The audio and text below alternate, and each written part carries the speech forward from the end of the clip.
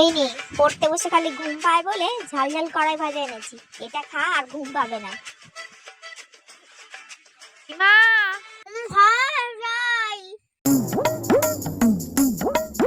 ওরটাই অনেক বেশি আছে, ওর থেকে আগে খানটা খেয়ে কমিয়ে দিই, তারপর আমার থেকে খাবো।